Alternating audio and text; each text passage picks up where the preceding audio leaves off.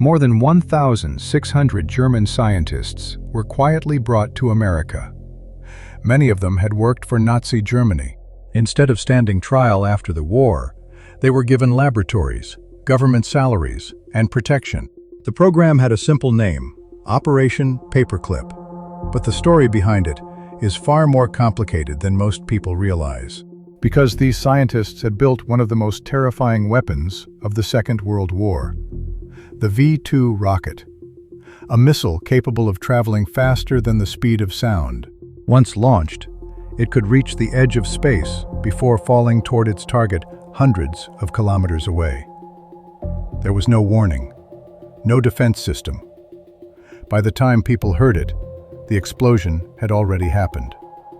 Yet only 24 years later, the same technology would help send humans to the moon. So how did engineers who once built weapons for Nazi Germany end up shaping the American space program? To answer that question, we have to return to the final days of World War II. In the final months of World War II, as Nazi Germany began to collapse under the pressure of advancing Allied armies, a different kind of race was already unfolding behind the scenes. It was not a race for territory. It was a race for knowledge. American military intelligence had come to an alarming realization.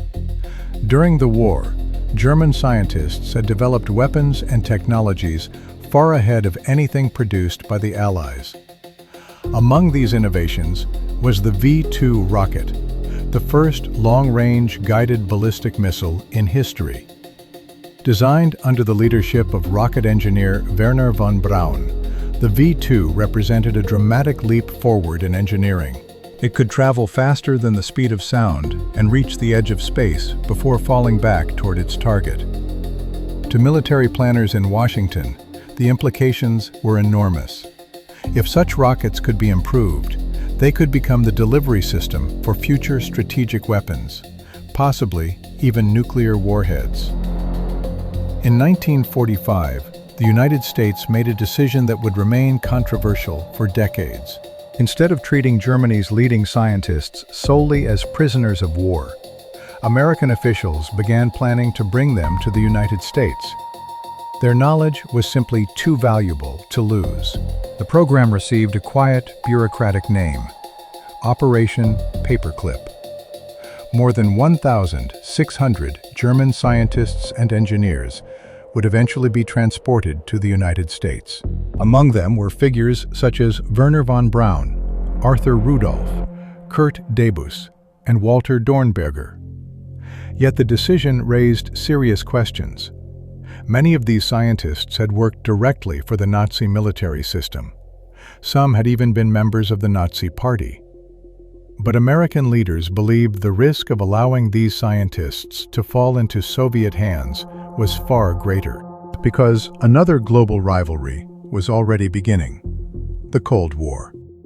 The center of Germany's rocket research was located on the Baltic coast, a secret military complex known as Peenemünde. At this remote facility, thousands of engineers and technicians worked under the supervision of the German army.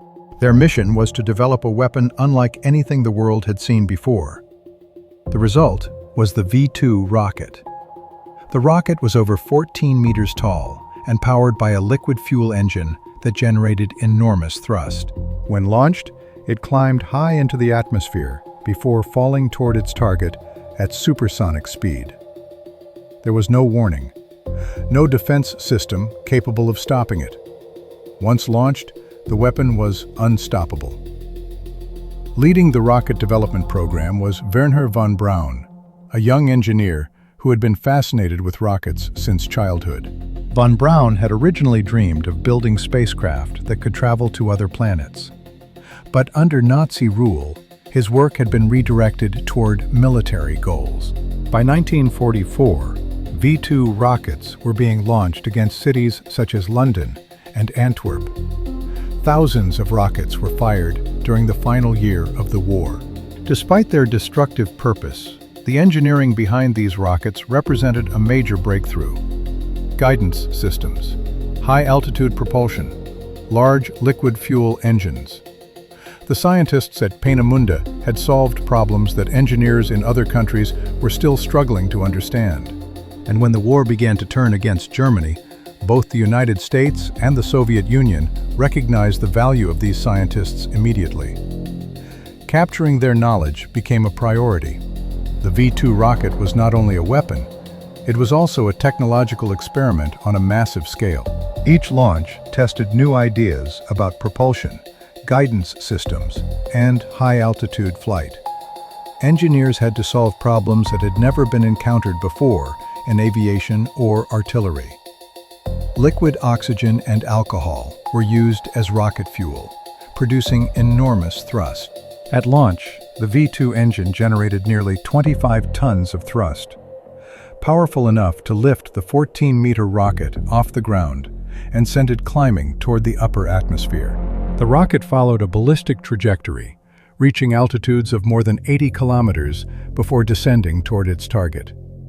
In many ways, the V-2 became the world's first practical step toward spaceflight. But the production of these rockets came at a terrible cost. Many V-2 rockets were manufactured in underground factories using forced labor from concentration camp prisoners.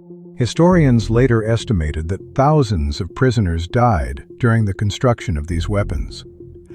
This dark chapter would later become one of the most controversial aspects of Operation Paperclip. Because some of the scientists who worked on the V-2 program had been connected to these wartime facilities. As Germany's defeat became inevitable in 1945, Allied intelligence teams began searching for German research facilities and scientific personnel. The United States was not alone in this effort. The Soviet Union was conducting its own operation. Soviet forces advancing from the east quickly moved to capture laboratories, factories, and engineering teams connected to the German weapons programs. Both sides understood the stakes. Rocket technology would soon become essential not only for conventional weapons, but also for nuclear missiles. Whoever controlled the most advanced rocket technology would gain a decisive advantage. Many German scientists realized the danger of being captured by the Soviet Union.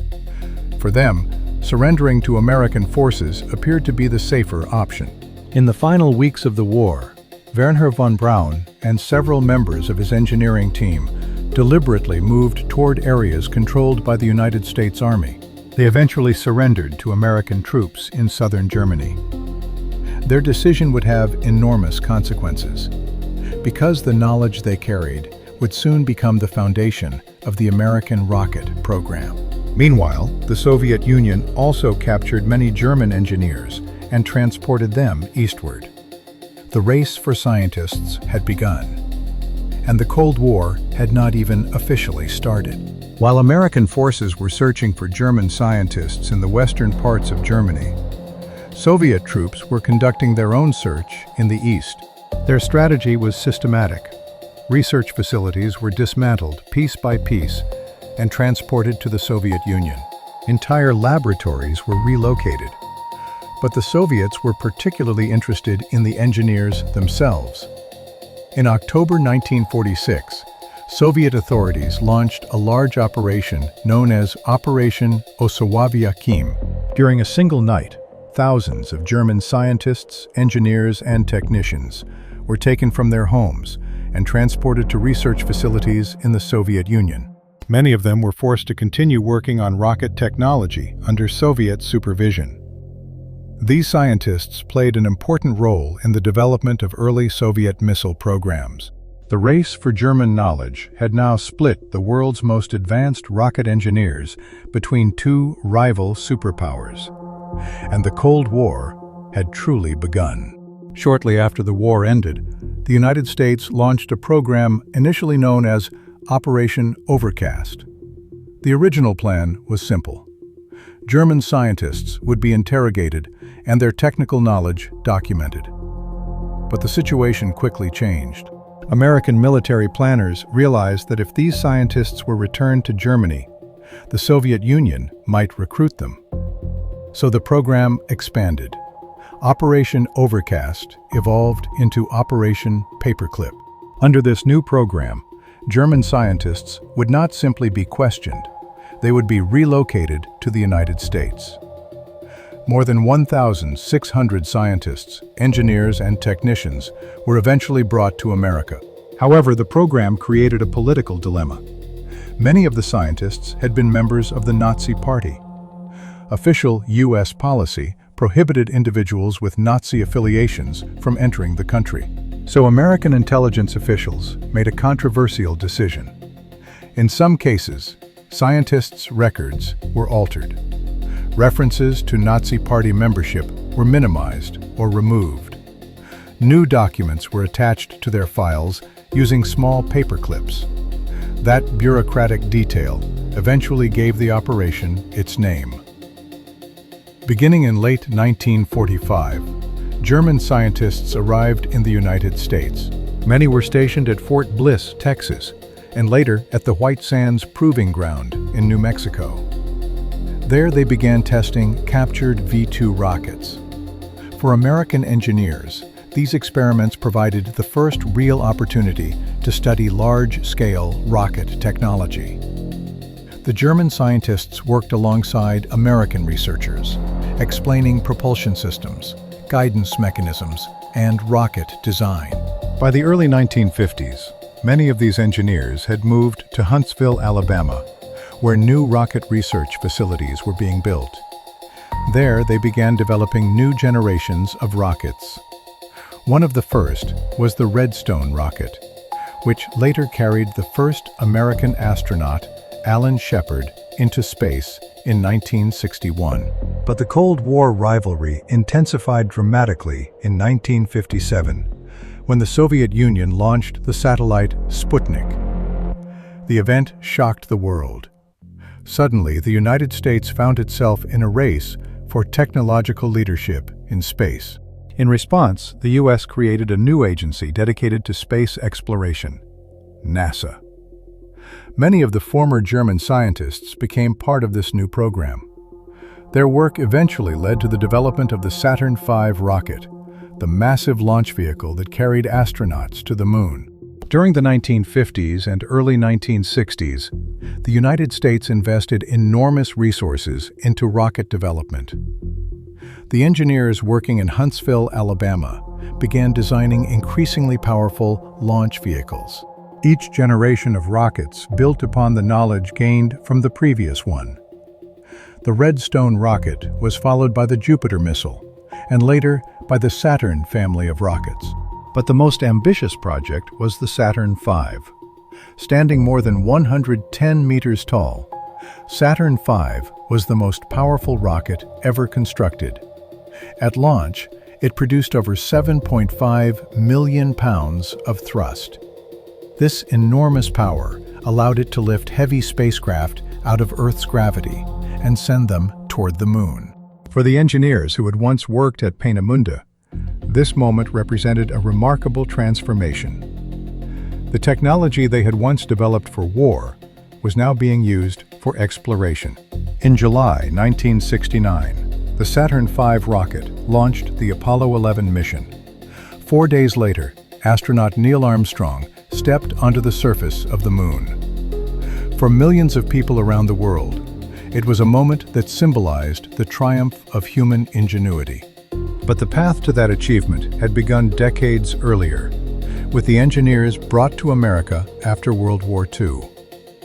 Operation Paperclip helped accelerate the development of American rocket technology by decades. The scientists brought to the United States contributed to missile development, space exploration, and the early years of NASA. In 1969, the Saturn V rocket carried astronauts on the Apollo 11 mission, allowing humans to walk on the moon for the first time. Yet the program also left behind difficult ethical questions. In the 1970s, historians and investigative journalists began examining newly declassified government records. These documents revealed that some of the scientists recruited through Operation Paperclip had been closely connected to the Nazi war effort. Critics argued that the United States had compromised its own moral principles in the pursuit of technological advantage. Supporters countered that American leaders faced a difficult choice. If the United States had refused to recruit these scientists, the Soviet Union would likely have done so. And in the tense early years of the Cold War, technological superiority was seen as a matter of national survival. Today, Operation Paperclip remains one of the most controversial intelligence programs of the 20th century. It helped launch the rockets that carried humans into space.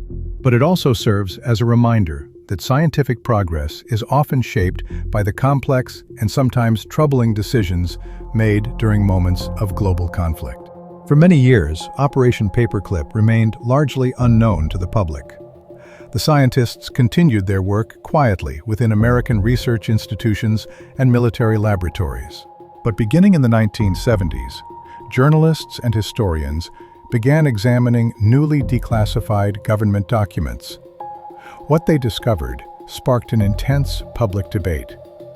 Some records suggested that several scientists recruited through Operation Paperclip had previously been members of the Nazi Party.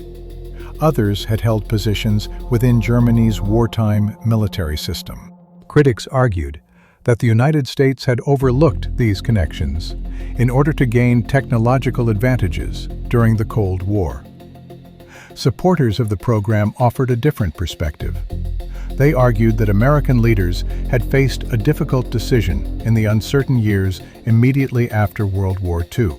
If the United States had refused to recruit these scientists, the Soviet Union would almost certainly have done so, and the balance of technological power during the Cold War might have looked very different. Even today, historians continue to debate the legacy of Operation Paperclip.